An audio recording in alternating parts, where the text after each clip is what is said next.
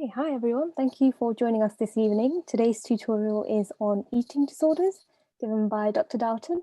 Just a couple of rules before we begin. For those of you watching via Zoom, any questions, just pop them into the chat or the Q&A. If you're watching on the Facebook Live, just comment your questions and we'll make sure that they're passed on. That's all from me, and I'll hand over to Dr. Dalton to begin. Thank you. Cool, thanks, Dal. Yeah, welcome back to the next Psych Becoming a Doctor session, which I will share screen of. Oh no, oh hold on, sorry, just being an idiot. Right, so as we said, today's session is on eating disorders. So just a quick disclaimer from the Becoming a Doctor people about my information rather than theirs. And I guess I'll add a little, I suppose, disclaimer of my own, that, I don't know, of various psych conditions, eating disorders is perhaps one that it can be quite hard to hear about, perhaps if it's something you have lived experience of. I think that's true to a greater or lesser extent with, many different illnesses, but I don't know, eating disorders are a particular one. And I also know that, they are often overrepresented in med student cohorts. So yeah, I'm not gonna aim to be insensitive. For that reason, I haven't really included many pictures in this talk because I think that can be a bit unhelpful. So apologies for quite a bit of a lack of pictures, but there are some fun diagrams which will be helpful to aid in our understanding. And yeah, I'm happy to leave my email address at the end for kind of if anyone has any other questions that they want to ask relating to their own experience or whatever have you. Yeah, without further ado, on we go. So these are the learning outcomes to today. I'm going to focus, I guess, mainly on this second one, understanding how eating disorders come about and kind of what they're like. That's what phenomenology means. It's a study of subjective experience. It's just a fancy word, but yeah, it's what is it like to have this disorder. We'll obviously cover the main types. I've got a few kind of quite like information dense slides on the complications and kind of assessment, which is sort of, there's a bit of a checklist approach you can use to that, which I'm gonna not spend a great deal of time on, I guess, because I'd just be reading it out and it's a bit dry. So you'll have all this information on the slides, you can refer back to it later, but it's kind of, to some extent, it's a bunch of facts that you just have to learn. So I'm not going to spend too long like laboring through that kind of during this talk. And I won't go into detail on the treatments because I think we might run out of time by the time we get to that. So I'm going to, talk about the most important principles of treatment. And then hopefully I would have saved enough time at the end to talk about a couple of cases to sort of bring it to life a bit. But yeah, we'll see how we go. And just to kind of, I always like to do this, to put this into perspective. So eating disorders are here. This is from the Global Burden of Disease. This is looking at years lived with disability. So it's not taking into account mortality, although to be fair, actually eating disorders have kind of the highest mortality of psych conditions generally. So, but you can see, I guess, how big they are on this chart. So, they're not small, they're not uncommon. They're definitely something that is worth, if you think about how much you know about epilepsy, equivalent to that in many ways. So types of eating disorder. Let's over to you guys. I can see there are 10 of you. Oh, hang on. Am I out? Oh, my pie chart hasn't appeared. That's upsetting. Right. Okay. No worries. Well, I had a pie chart, which basically displays kind of which are the most common eating disorders. So firstly, give me some eating disorders in the chat, or please feel free to, if you're able to unmute yourselves and shout out loud. I'm happy if you do that. I don't know, maybe it's forbidden, but please drop in the chat different types of eating disorders. Okay, bulimia, got that one. Anorexia, EDNOS, excellent, which is, for those who don't know, eating disorder not otherwise specified, and it is essentially been rebranded OSFED, otherwise specified feeding or eating disorder, but it's the same. It's kind of, I'll explain what it is in a minute. It's a bit of a catch-all. Pica, diabulimia, good. I haven't actually included any information on the slides about diabulimia, but it's a really interesting one. I will talk about what that is in a moment. Any others? There's one other kind of reasonably mainstream one. No, sorry, there are two. There's one like actually probably more common than any of the others that we haven't mentioned yet. Binging, excellent. So binge eating disorder. And then there's another one that's you might have heard of, but if you don't want to think of it, that's all right. No worries, I will go through them all. Okay, so if I can make, okay, so this is the approximate prevalence of a bunch of different eating disorders. So the most prevalent one is this other specified feeding eating disorder. So it's basically people who have eating disorder symptoms that definitely warrant the diagnosis of, an illness, but doesn't fit neatly into the anorexia, bulimia, or whatever binge eating box. And because actually it's not always very clear cut, the majority of people fall into this kind of catch-all category. But that's not, the anorexic pathology, if you like, and the bulimic sort of, you can still apply the principles of how that works and understand it in people who, even though they don't fit necessarily the neat diagnostic box. So do not be afraid of that. Binge eating disorder is the next most common. Then there's bulimia, anorexia. So yeah, an important, I guess you think of eating disorders and you immediately think anorexia. That's got to be the most common. It's the one everyone kind of knows about. It's not actually, bulimia is more common. Binge eating disorder is quite a lot more common. So it's useful to be aware of that. I think a lot is made of anorexia often, when actually maybe there are bigger ones to be aware of. And then avoidant restrictive food intake disorder, or ARFID, as it is sometimes called, which generally affects children. And it's basically where you have avoidance of food and sort of restriction of diet, but it's not to do with fear of gaining weight. It's often to do with a kind of sensory processing type thing. And I know children are often kind of fussy eaters, like they don't like whole groups of food just because they kind of don't like it. They don't like the texture or whatever. And that's kind of normal. But ARFID is a more severe form of that, to the point where it really is, causing a problem with nutrition. But it's different to anorexia in terms of everything that's behind it, if you like. They might look quite similar on a very superficial level, but are quite different. And then you also have pica, which is basically where people eat things that aren't food.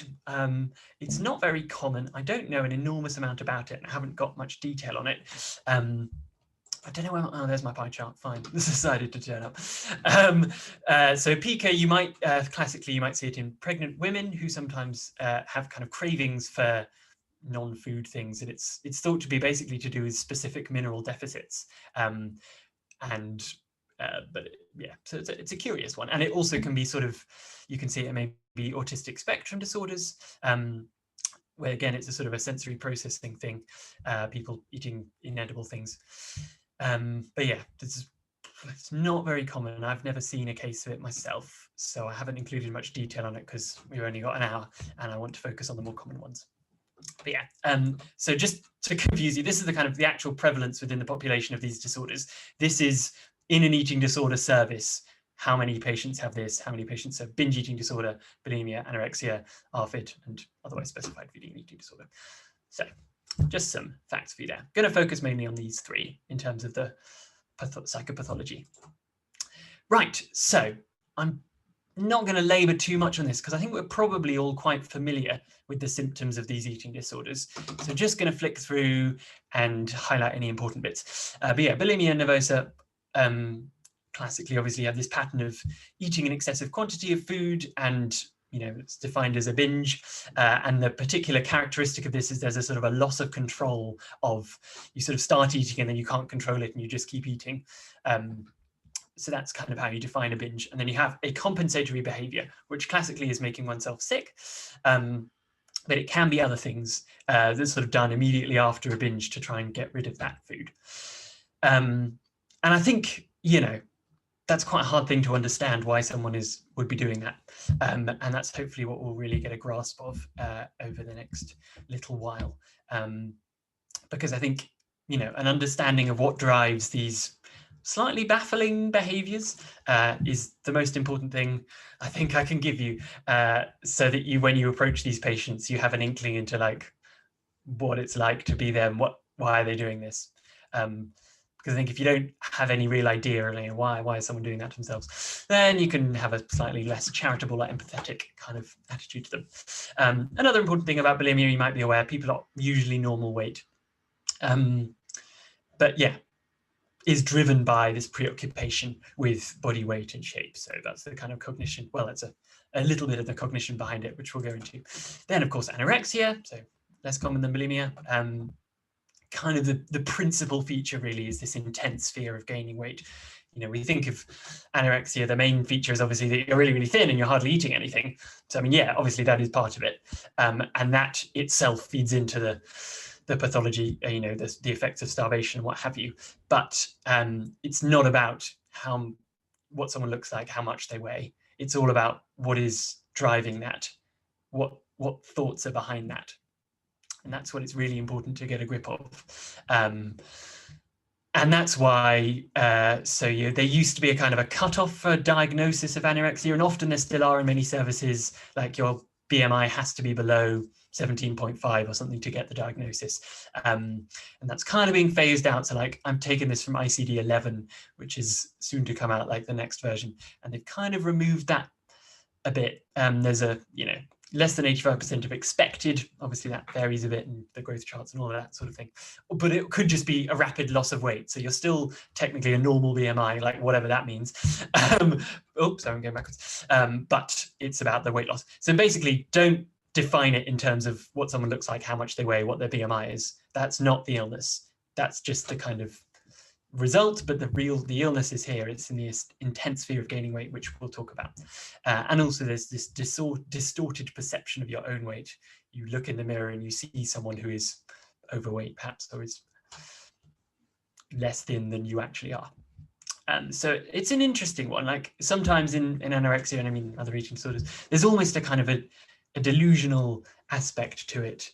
It can be so severe, like you just fully believe that that gaining weight is the worst thing ever. You cannot, and also you fully believe that you are overweight yourself, even though you're very, very obviously not. And you know, technically it's not a delusion, the same you get in psychosis. There are kind of various differences between it. It would be classed as an overvalued idea, technically speaking. But you know, there are similarities with a delusional. It has a delusional intensity sometimes in really severe cases. But yeah, happy to talk more about that if people are interested. But anyway, on we go just briefly with the overview. So binge eating disorder, basically, you know, as we said in bulimia nervosa, the binges, but you don't have any compensatory behaviors. And I mean, this is also true of in bulimia nervosa. Sometimes there's kind of a period of dieting or sort of eating a bit less, sometimes like before the onset of the illness or perhaps between binges during the illness. But then the binges are the sort of key feature, and they might be happening weekly or once every few weeks, or even more often than weekly, kind of that sort of regularity. And yeah, I mean, it's important, you know, our experience is very distressing. The binges are accompanied by feelings of horrible guilt and self-disgust, and it's a very intense, unpleasant place to be. So again, we'll talk about that a bit more shortly. Right, I think that's a brief overview. So if anyone has any burning questions, please shout out. But while we do that, I have some questions for you, as it were. So I hope I've launched the poll now for this one. Which of these eating disorders is the most common? So one of you, okay, you're voted. I'll wait until maybe 10 people have voted, if we can. We've got 7. I'll give you 10 more seconds. 7, 6, 5, 4, 3, 2, 1. Okay, right. There we go. So most of you voted for binge eating disorder, and you are correct. So obviously the most common one is the catch-all category OSFED, but that wasn't in the list. And yeah, binge eating disorder is the most common of these.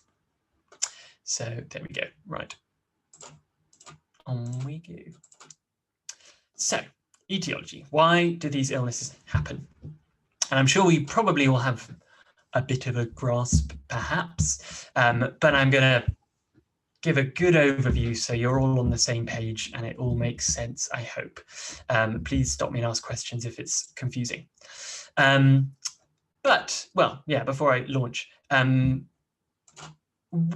tell me in the chat, what are the reasons why? So let's think about anorexia and bulimia first, perhaps. They're maybe the ones that you're most familiar with. What kind of words or theories or ideas come to mind as to why people develop these illnesses, why they are doing the things that they're doing? It's a bit of a, sorry, vague question there. Okay, so someone has suggested, is it to do with a traumatic event trigger, like as a coping mechanism? Excellent, that's all really good stuff. So genetic potential plus a trauma, so you've got this sort of stress vulnerability model there, I love it. So the idea that there's perhaps a genetic component to these illnesses, and then a stress that precipitates it. And someone has suggested guilt, which is not a bad suggestion at all. Trying to get back control over your life is a very good one. So I guess to draw some of these, societal pressure as well, which is an important one not to leave out. I think, I'll talk about that in a minute. Okay, so an excellent overview there. So sort of personality factors, genetic factors, and then environmental stresses, which precipitate the illness. Excellent. Yes, and hopefully we'll fill that out with some specifics in a couple of slides' time.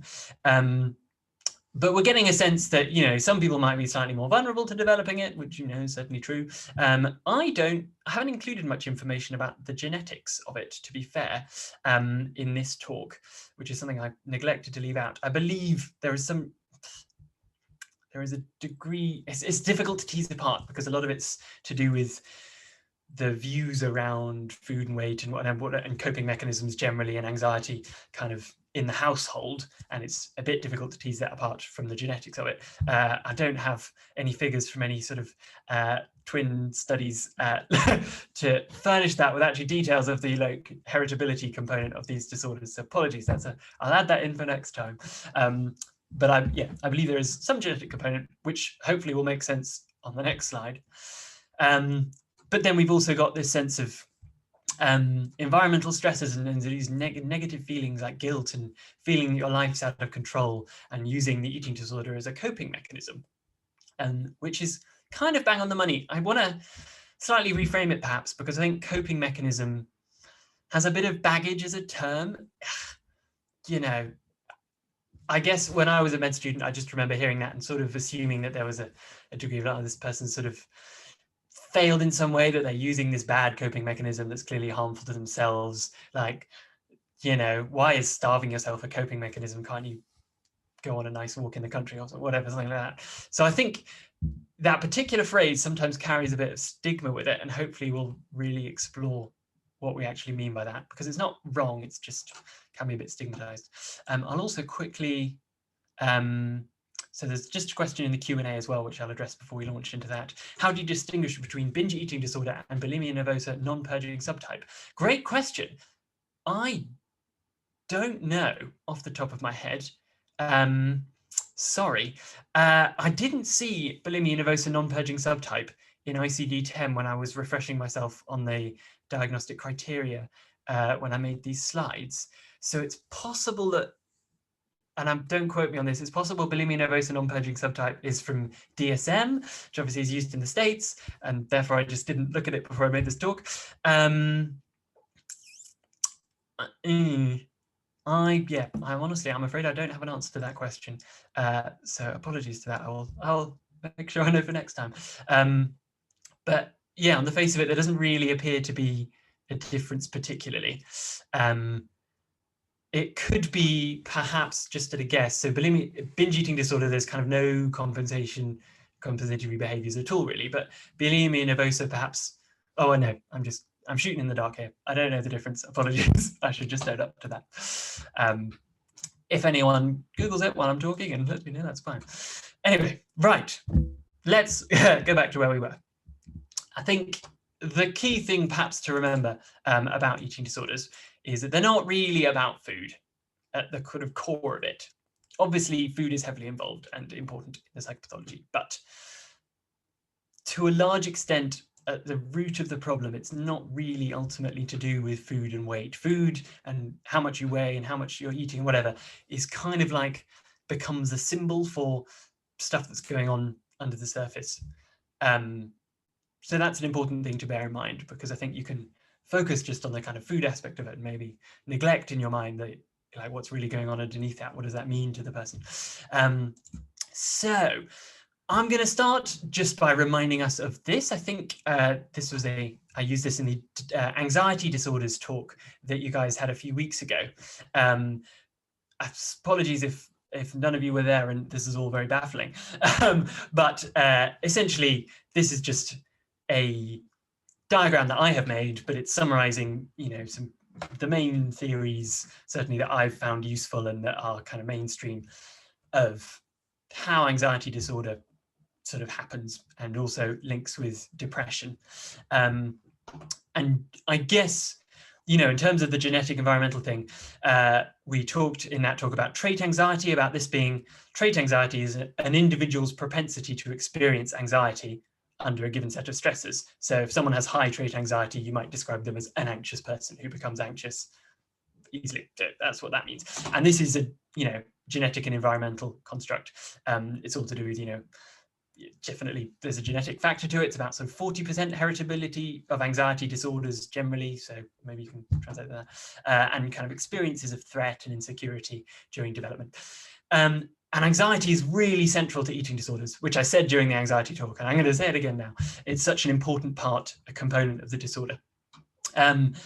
I mean, this is sort of talking about the development of anxiety disorder. So someone with an eating disorder may not usually have like a primary anxiety disorder. So they may not have all of these kind of features of anxiety disorder necessarily, because the anxiety has worked itself out in another way.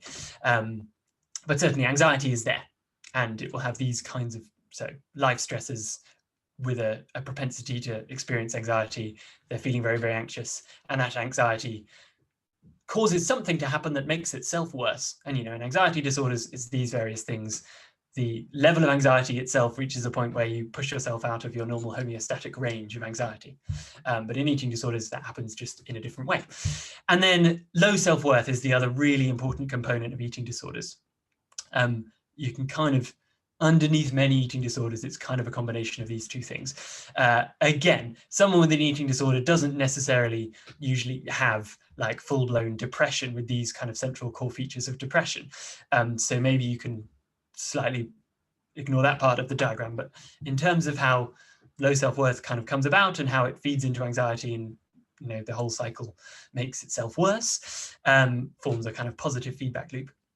This is often what you start with in the early stages of developing an eating disorder, or kind of maybe before the eating disorder has developed. And then there's another little diagram that I want to go through quickly. So just to go back, so basically imagine someone is kind of in this state, they're feeling anxious and they have low self-worth. Maybe they don't have a full-blown anxiety disorder or full-blown depression, but a lot of these things are happening, and basically they feel pretty rubbish quite a lot of the time. They feel very, very stressed, and feel crap about themselves. So that's where we start. You might just call that a state of distress, namelessly. And then what eating disorders, I guess, are an example of a behavior which reduces that distress. But that could also include other things that become compulsive. So self-harm is another way of reducing distress. It makes you feel less bad often if you're feeling really bad all the time. Equally, substance abuse, obviously, cigarettes, alcohol, and many other substances, they relax you, they reduce sort of anxiety and whatever distress you're in generally. And compulsive rituals in OCD. So in OCD, you have these constant intrusive thoughts. It's very, very distressing. You feel very, very anxious, but you can reassure yourself that the thoughts are, if the thought is, obviously classically, I have something on my hands that's a disease and I'm going to catch COVID and I'm going to die, you can wash your hands and for a short period you feel reassured and the distress reduces. Or, there are plenty of other kinds of OCD that aren't about hand washing, but that's the first example that came to mind. And then you have, temporary relief from that distress. Now, can anyone tell me what that's called? It's a type of behavioral reinforcement that you may recall from your basic psychology lectures, possibly. But when you have a constant state of distress, which is relieved temporarily by doing something, what type of reinforcement is that? Anyone? Again, just drop it in the chat. You may not, perhaps you don't remember at all. I can give you some options if that's helpful. So, I mean, the types of behavioral reinforcement, you have positive reinforcement, negative reinforcement, punishment. Anyone able to pick one of those? Have a stab at which one it is? That's okay, I guess. Second year was a long time ago. Positive reinforcement. Okay, someone's guessed. Thank you. Anyone else for any other thoughts on that? Haven't yet revealed what the right answer is. Okay, it's a bit of a confusing one. To be fair, this did come up in my finals, so maybe is worth remembering as a little factoid. But so to start with positive reinforcement, this is where you feel fine and then you do something and you feel even better. So I feel okay now, but if I ate a cake, I'd feel great. That's positive reinforcement. Then punishment is where you feel fine and then you do something and you get punished. So then you experience distress sort of shortly afterwards. And that makes you less likely to repeat that behavior. Whereas obviously eating the cake are more likely to eat more cake in the future. Negative reinforcement is what we're talking about here. And it is basically where you are in a constant state of distress and something relieves that distress. Now, obviously, it's pretty similar to positive reinforcement in that it's something that makes you feel better. But the key difference is that it's not just about knowing that that made you feel better and doing it again. It's not kind of as simple as that. I mean, that happens, obviously. I know that that cake made me feel better, so I'll choose to eat more cake in the future. That happens, but also on an unconscious, sort of involuntary level, deep in your limbic system, your brain learns that that was a good thing to do. And because you can demonstrate this in rats, and they're obviously not really thinking too hard about, oh, that was a very good idea, I shall choose to repeat that behavior.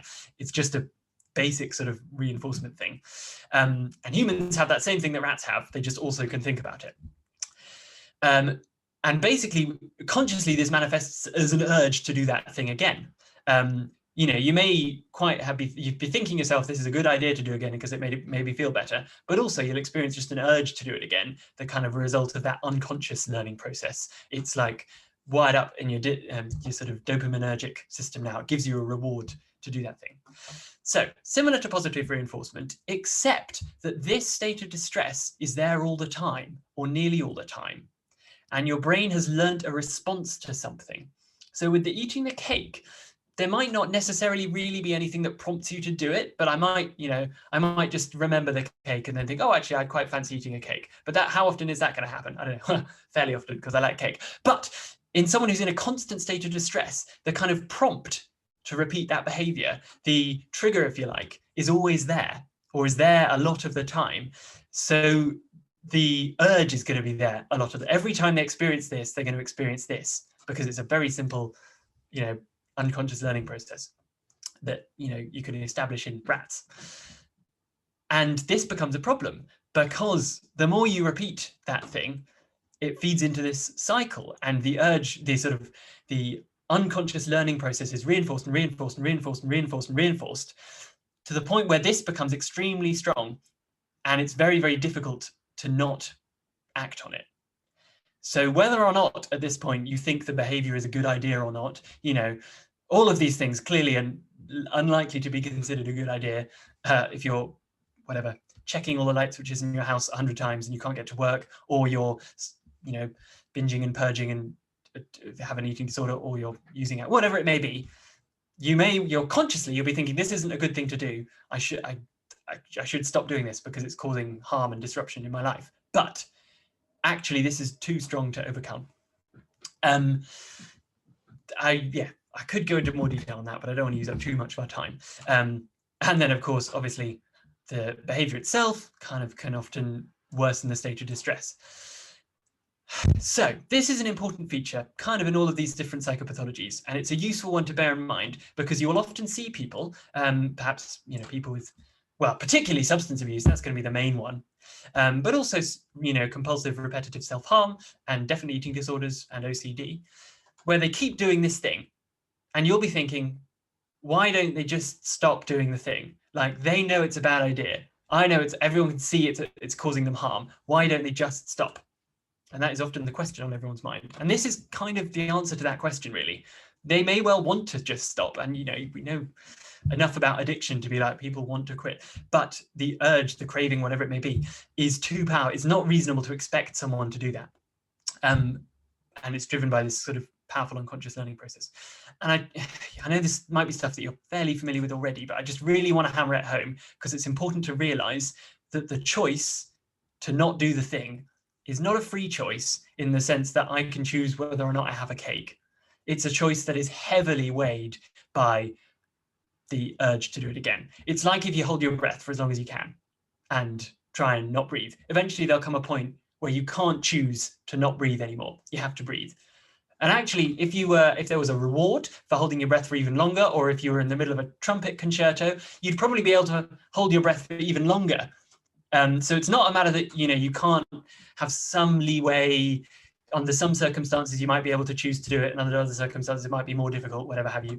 There is some conscious leeway, but at the end of the day, there's going to come a point where it's just not reasonable to expect you to make that choice anymore, because it's the unconscious urge to breathe, for instance, is too strong, and it's the same in these disorders.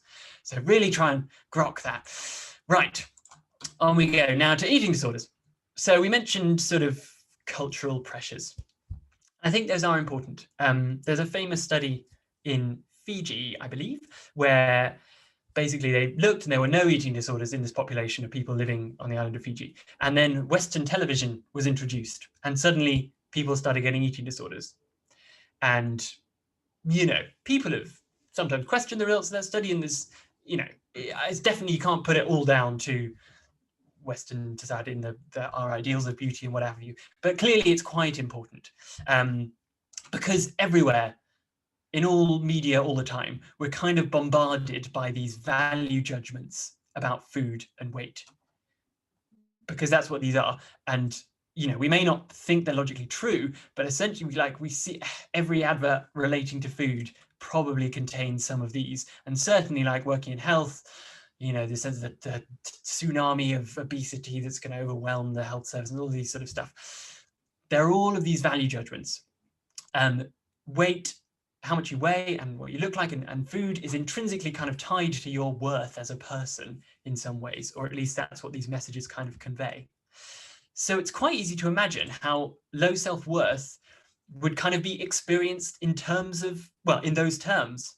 So someone can have low self-worth, but maybe it's experienced as, I don't look right, because of the sort of pervasiveness and ubiquity of these value judgments. It's a slightly simplistic way of putting it, perhaps, but I think I'm just trying to convey the main thing, the idea that low self-worth is projected onto the body, because ultimately your body is tangible, it's what everyone can see, and we're constantly told that it's not good enough.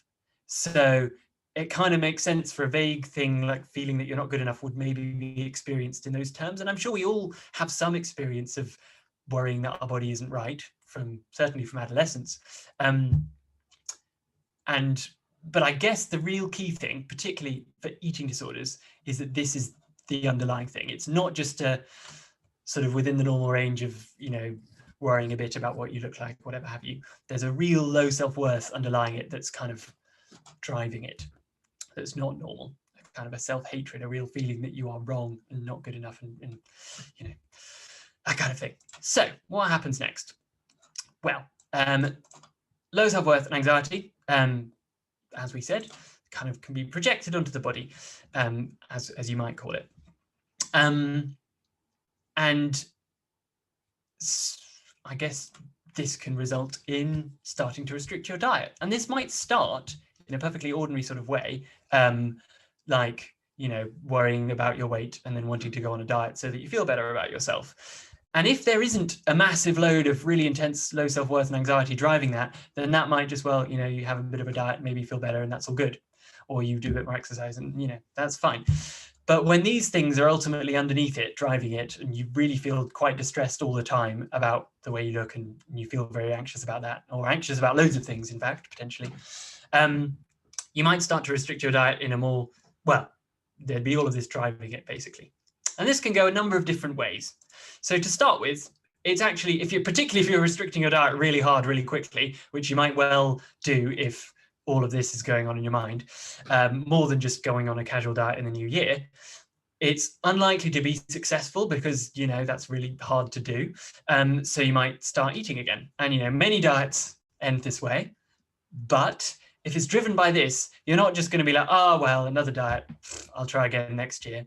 You're going to feel really crap about yourself because ultimately this isn't just about you want to look a bit better. This is about I feel I am horrible and I'm worthless and my body isn't good enough. So if you eat, you failed, you're definitely not good enough. I'm just kind of trying to simulate perhaps what someone might be thinking. That's the kind of thought process in it. And then what can sometimes happen is you feel you've completely failed, like there's no point trying anymore. Also, you're extremely hungry because you've just restricted your diet. And this can develop into a sort of binging pattern. There's a kind of a loss of control there. And it's, I've heard people describe it as, well, I've started eating, I failed, I might as well just eat and eat and eat until I die. Maybe I'll just die from overeating and that would be better because I'm worthless. So you can really see there the difference between this and just a normal diet where someone just wants to feel a bit better about themselves. And there's an element in this that high calorie food is in of itself rewarding because we're programmed, evolutionarily speaking, to avidly seek those high calories because they're a good source of energy. So they can give you a temporary relief from all of this a bit because they just give you a bit of a reward in the same way that self-harm does because it gives you a release of endogenous opioids or any of the other examples. So again, there can be a compulsive element to eating. It can, in that moment, it can maybe be the only thing that makes you feel slightly better, that tiny little buzz that you get from high calorie food. So there are lots of things that go into what creates a binge, which I've very cursorily summarized. And then what happens? Well, it might just go as far as that. You feel awful about binging and that's happened now, and then you might start restricting again, and the pattern might repeat itself. Or you can imagine, can't you? Well, maybe I don't know. I don't know if I can imagine, to be honest, how bad this feels. All of this comes crashing down your head. And under those circumstances, maybe it becomes easier to imagine why someone might just try and get rid of that food any way they possibly can. I've just got it. It's going to make me fat, and that's the worst thing to be. And I've completely failed. I must get rid of it, and then I'll be back in control. And when we talk about control here, I think, that's a big word that comes up in eating disorders.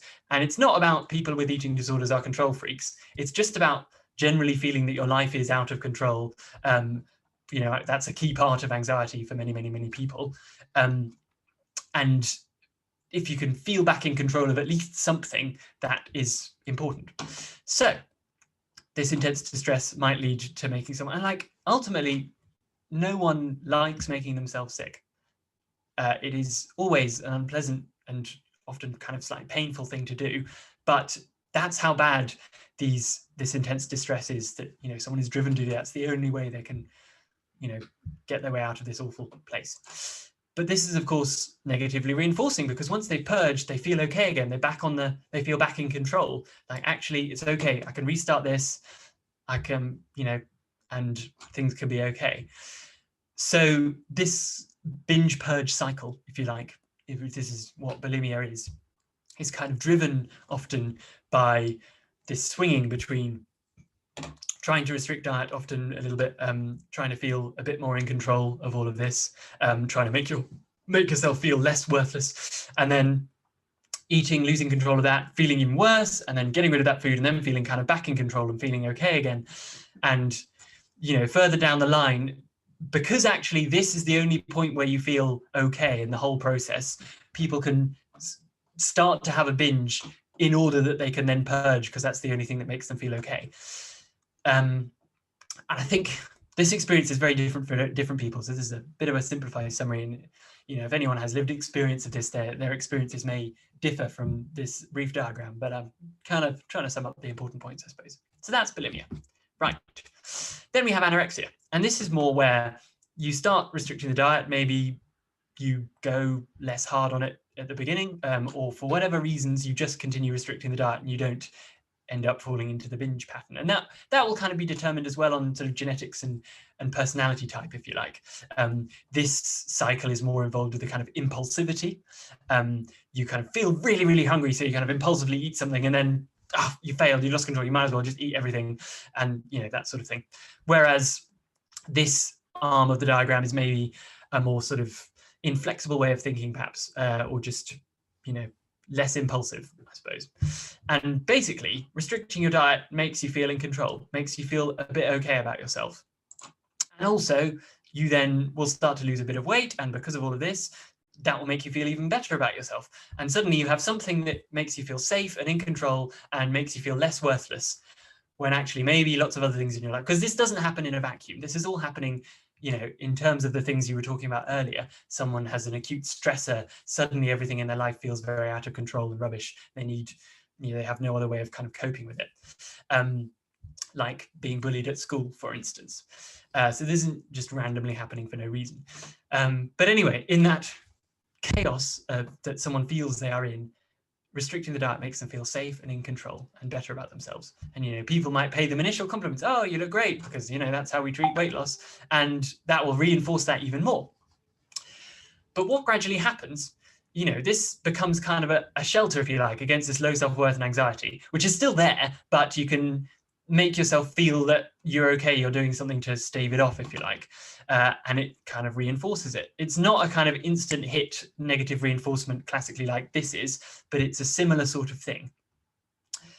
But of course, what happens over time is that this becomes a reinforced steel umbrella, which I've tried to depict here on Microsoft Paint, where you've used this as the only thing that makes you feel safe and in control, and gives you any sense of self-worth.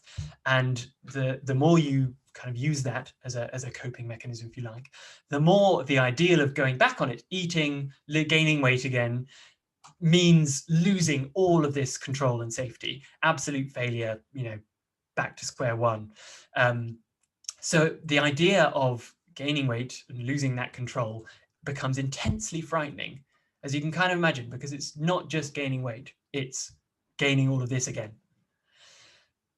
So this, gradually builds up and obviously gets worse and worse and worse. And this is what happens in anorexia. And then you have other so it becomes kind of compulsive. Other things happen as well. So the direct effects of starvation on the brain are you kind of have less cognitive flexibility. And this is, I don't know, just an inbuilt mechanism, what happens to the brain when it's starved. But that can kind of shore up compulsion, the kind of inability to break out of this cycle. And this is why in the treatment of anorexia, if it's really severe, the first line is really just to get some nutrition on board, because the person is not going to be able to engage with any kind of psychological work when their brain is that starved, because you just can't. So this is kind of, I guess, a brief summary of anorexia and what is happening there. But again, it's all kind of driven by this pressure tank underneath it all. And then the last arm of the diagram is more talking about an eating disorder, which we haven't touched on. We have a little bit, but compulsive overeating hasn't really made it yet into the diagnostic manuals, but it's widely considered to be a thing. And it's where someone, it's classically and quite stigmatizingly called maybe comfort eating, perhaps, where someone eats to make themselves feel better. And very often that follows a sort of a binge pattern, and then it's called binge eating disorder. But it may not always. But it's this kind of cycle that I mentioned, where essentially high calorie food is just rewarding in and of itself. And that becomes something that gives you a sense of temporary relief from all of this, and again becomes compulsive. But yeah, it's very tricky, because this blurs right into just general weight gain and obesity and lots of things. And it's a tricky one, because you might see someone in your GP surgery who is overweight and you're trying to advise them on how to lose weight. And, maybe it's something that they've not really thought about, but they're happy to go along with it and try and get on board. But maybe actually it's driven by a huge amount of low self-worth and anxiety, and that's kind of underneath it. And telling them, oh yeah, you really need to gain weight, it's just going to make them feel even worse about themselves. And then it's that negative feeling that kind of drives the compulsion to eat the high calorie food. So it's a tricky one. And so I guess it is important to ask people some more probing questions sometimes. Anyway, that's the etiology in a nutshell, from a sign of, I guess, a cognitive behavioral type approach. I hope that makes a bit of sense. And obviously I've spent almost all of the session on this, because I think this is the most important thing to really grasp, so that you can sit in a room, in a consulting room with someone with an eating disorder and have a vague sense of what might be driving this, rather than just be like, why don't you just eat normally? Because people do ask that. So that's why I focus so heavily on it, because I think this is what you need. This kind of, not this specific diagram that I've drawn, but that kind of understanding is what you need to actually have empathy for someone who's going through this. You need to have that kind of grasp of what's going on underneath. So there we go. Sorry for spending so much time on that. So the complications of eating disorders, you're going to be able to refer back to these slides. So there are a big list of them, and they're pretty commonsensical. I will think about any that I need to particularly draw attention to, but you kind of just need to know them, and there's not much benefit of me reading it all out. But there are lots. Obviously, the body needs food to survive. So this is starvation complications, which classically, obviously, you'll see in anorexia, but you can see it in OSFED, if someone is low weight as a result of their mixture of eating disorder symptoms. You can see it in ARFID, the avoidant restrictive type. You can see it sometimes in bulimia, if someone just has a low weight but still very much has bulimia. So I've just limited to starvation. There are loads, and a lot of them are, particularly the cardiovascular, are pretty dangerous. Anorexia is said to have a mortality rate of 10%. That's from studies that are about 10 years old. So I think it's slightly less than that, but I couldn't find any more recent figures. But it is dangerous. People die of this. Although it is interesting, the body can cope with starvation pretty well. Anorexia can get pretty bad before you start to run into these problems, because obviously, throughout lots of human history, people have had to cope with starvation. So it's something the body is adapted to, but it causes various problems, as you might imagine. And med school often asks you about the kind of dermatological things. That's something that's visible. It's something you might examine for, perhaps. Lanugo hair, is a kind of just a fine hair that often grows all over the body in people with eating disorders. The other thing, IBS can occur when people have kind of recovered from eating disorders, and can occur further down the line. You can end up with sort of residual irritable bowel syndrome, just to do with everything that your gut's been through, I guess, or various theories as to why that happens, but that's more of a long-term thing. The pancreatitis often occurs as a result of refeeding syndrome, which I'll mention in where is that? Refeeding syndrome. So you need to know about this. This is an important one. I'm not going to talk much about it. Basically, it's if you've been calorie deprived for more than a week, or obviously with anorexia, it may well be for months, and then you suddenly introduce a lot more calories in the system. Basically, it just throws your metabolism off in ways that I don't quite have time to go into, and can be quite dangerous, results in profound hypomagnesemia and hypophosphatemia, and can be real dangerous. So know about that, but that's more kind of for a metabolism lecture. Cool, so that's starvation, and then purging. So I'm mainly talking about vomiting here, but there are one or two. So functional impairment of the gut can occur with laxative use, and hypokalemia can occur with laxative use as well. But yeah, again, these all kind of make sense. So you get hypokalemia and hypochloremia because you're losing all that fluid, and the hypokalemia can result in arrhythmias, obviously aspiration, all of that.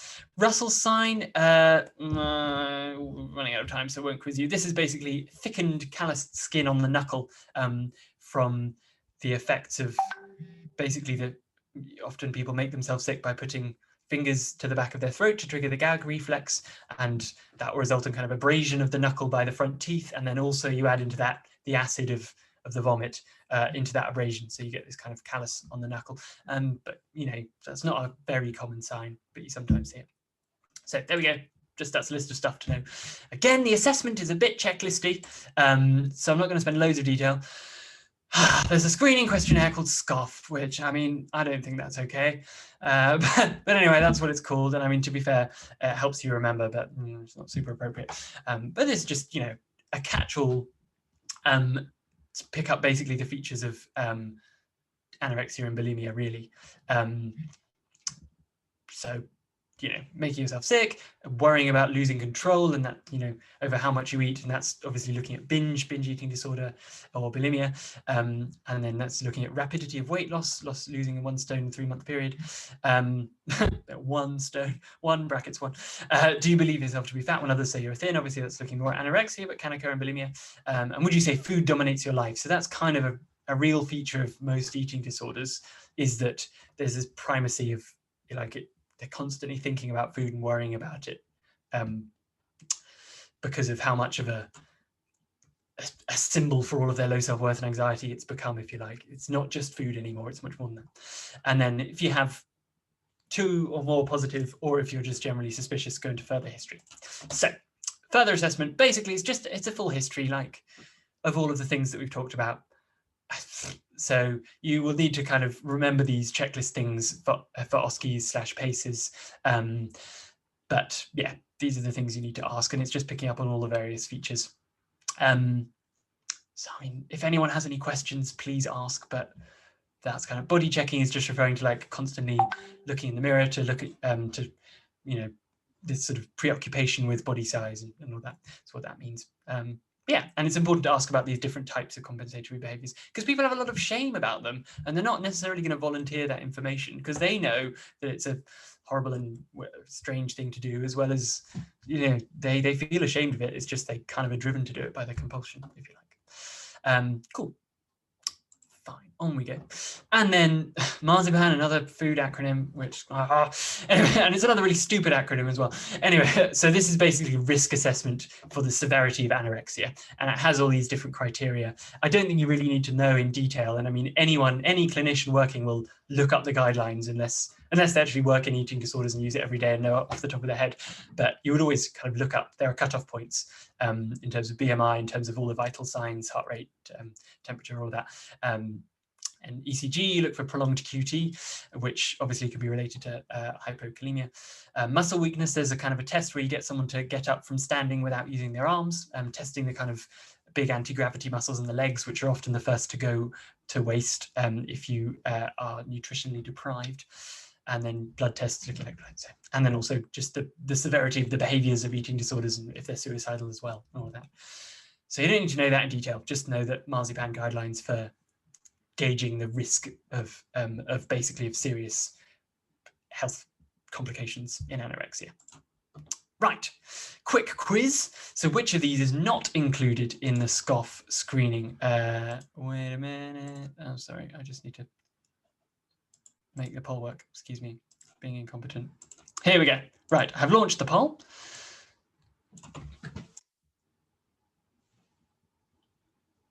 So, oh yeah, good, people are voting.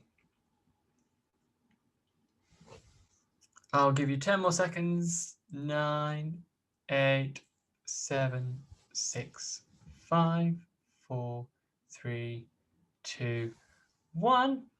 Okay, right. I'm afraid. So, I mean, inappropriate acronym use is obviously not a symptom. I would say it is included in the SCOFF because it's very much there. But yeah, the one I was looking for is actually use of laxatives or diet pills actually isn't picked up in the SCOFF. It's only mentions being sick. But clearly you would ask about it if you're worried. But a bit of a tricky question there. But possibly knowing the SCOFF criteria is a useful one for OSCEs and exams. I don't know if they'd examine you too much on it, but there we go. Right. Yeah, so as we said. Good. So treatment, going to be fairly brief on this. So basically the treatment, by and large, so psychological treatment is the mainstay. No, sorry, let me break that down a little bit. So anorexia, if someone's really, really low weight, as I said, you need to get some food on board. And sometimes this involves sort of basically force feeding somebody, which is a horrible thing to do. Clearly going to massively damage your therapeutic rapport with somebody, but sometimes it is just necessary because that's the only way you can A, save them from dying, and B, give them enough brain power to be able to engage with psychological therapy. So feeding is in inpatient eating disorder units, that will be the way to start, and sometimes that's done nasogastrically, which is obviously a really unpleasant thing to do, but sometimes is necessary. So that's an anorexia. And then basically it's psychological approach to support someone to be able to eat, because you need to gradually undo that sort of reinforcement spiral whereby the eating disorder is the only thing that makes them feel safe and okay about themselves. So there's obviously lots of various mainly kind of CBT approaches looking at low self-worth and anxiety and trying to address that root of the problem, while at the same time also supporting them to eat and gradually desensitizing perhaps to how anxious that makes them. And it's really hard. If you can imagine how terrified of eating someone with anorexia is, because it means losing their only thing that makes them feel safe. It's really, really difficult for someone to just eat again. So it requires a lot of quite intensive support often. And then you can use SSRIs, basically antidepressants, to basically help with the low mood and the anxiety, take the edge off, make it easier to engage with the psychological therapy. And bulimia is quite similar. So there's a kind of cognitive behavioral approach, might be informed by sort of dialectical behavioral therapy elements to deal, because it's sort of about impulsivity and coping mechanisms. And DBT is often used for self-harm, compulsive repetitive self-harm. So you may use a bit of that, and you can also use antidepressants. There's paroxetine is specifically, I think that's right. Anyway, don't worry. SSRIs are used for bulimia. So that's the kind of the how you treat it, basically. CBT and SSRIs, same as with many other related disorders. But I think the key points I really want you to take away, I guess, in terms of the treatment and how it works. Firstly, the importance that the people treating have some empathy, have some understanding of why this is happening, because you can really take so many steps backwards if someone's first contact, people will often have limited insight into their illness and be quite resistant to getting any help because they're basically turning away from the only thing that makes them feel safe and okay. And then they go and see a doctor who's not very empathetic and clearly doesn't really get eating disorders, or really doesn't seem to appreciate why this is happening. And then that's it. They don't really want to see another doctor again because that was really unhelpful and makes them feel even worse about themselves. So having that kind of understanding, which is why I guess I spent so long speaking about that, is so important. So important. And being aware that this is a thing. And even, people, particularly, adolescents with anorexia, for instance, often when they first come to treatment, really lack insight. They don't see this as a problem. They're so kind of deep into the illness that they aren't able to see above the parapet and realize what's happening. And they, the distorted body image and all of that, they really do just believe that they are fat and they need to keep starving themselves. So that's really hard to work with. But, you get there gradually. But also, even with someone who knows that it's a problem, there's going to be a lot of ambivalence to getting treatment, as I said, because they have to basically throw themselves back into the pit of anxiety and low self-worth that they've protected themselves from using the eating disorder. So it's a really hard thing to do. And there'll often be, people describe a kind of a fight in their mind between the eating disorder and the part of them that wants to recover. So it's kind of important to acknowledge that, I guess. And a collaborative approach, like working with, and this is hard if someone has no insight and you just have to admit them to an eating disorder and stuff a tube down their nose and feed them against their will.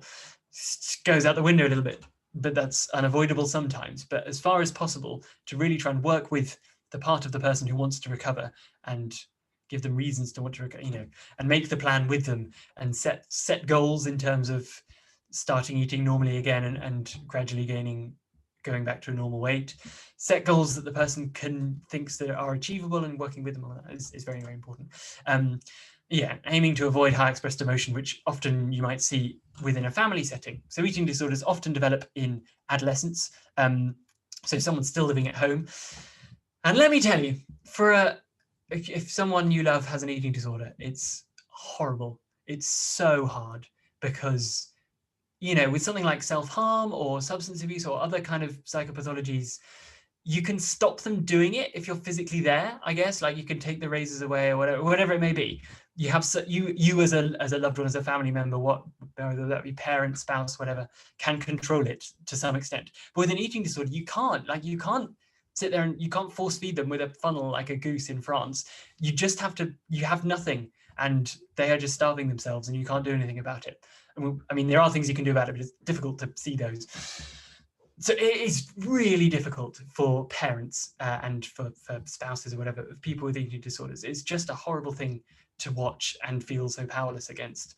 And because of this, the powerful driving force of the eating disorder, people can become kind of slightly different in themselves. Like people become really sneaky and hide food and do all sorts of things that aren't really in their character in order to keep on making themselves feel safe and not avoiding, avoiding any dietary intake. So it's really, really difficult. And as a result, and also kind of, as a parent, as a lay person, not necessarily understanding what's going on under the eating disorder, people can become quite angry and frustrated because, of that powerlessness. And that can often make the problem worse, sadly. Young people who feel very stressed and out of control, perhaps they're being bullied at school or whatever it may be. And so the eating disorder becomes a thing that makes them feel safe. And then at home at meal times, it's even more stressful because the parents are like, you need to eat more, like trying to make them eat and getting angry about it because that's the only thing, they don't have anything else in their arsenal to make them eat. So there's this high expressed emotion which raises the level of stress and drives the young person even further into the arms of the eating disorder. So avoiding this as a clinician is really important. Yeah, and as kind of said, compassion for the family. And psychoeducation as well, just trying to explain some of these things that I've talked about in terms of what might be going on. But there's lots of really good resources out there in terms of understanding eating disorders that you can refer people to. And then, yeah, it's really, as I said, kind of working with the part of them that wants to recover and trying to build that up and help them fight against the eating disorder. As is something that people often describe as important in their recovery. But yeah, a lot of this will kind of be done by therapists and not necessarily by the F1 doctor who's seen them for the first time in A&E, but it's important to bear in mind, I guess. And also that it's a multidisciplinary team. There are lots of people involved in eating disorders. Another thing in terms of the treatment, so family therapy is really good for anorexia. You may not know very much about family therapy, and I didn't either until I started working in psychiatry, but it's kind of working with the whole family for all the reasons that I talked about. It's very helpful. Okay. Sadly, run out of time to talk through some cases, which is a pity. Apologies for that. I've waffled on. Maybe next time. Yeah, so they're just the take-home messages. Oh, no, I've skipped on too far ahead. Oh my goodness, how come? There we go. So I hope you've got an appreciation of like which eating disorders are really most common, not necessarily anorexia, and what's going on underneath them and just how rubbish they are for everyone, the patient and the family. But yeah, people recover quite readily from these. Sometimes they become really chronic. You have someone who's 40 who's had anorexia since they were an adolescent. Actually, that can become almost a terminal diagnosis. But it's very, very difficult to undo those years of reinforcing that behavior. But most people are able to recover from this if the problems are addressed and picked up. And just because of the self-worsening spiral of it, the earlier it's picked up and you start to address the real problems driving it, the better. Okay, so that is the end. Yeah, I'm sorry we didn't have time for cases, but if you could scan the URL and leave some feedback, I'd be very, very grateful to feed my ever-hungry portfolio, and I will answer any questions that you have. So do fire away if anything isn't clear or if there's anything you'd like to know.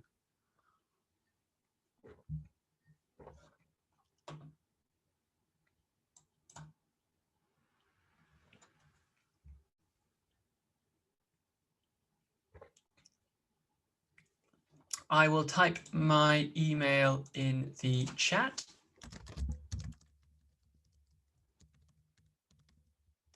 There we go.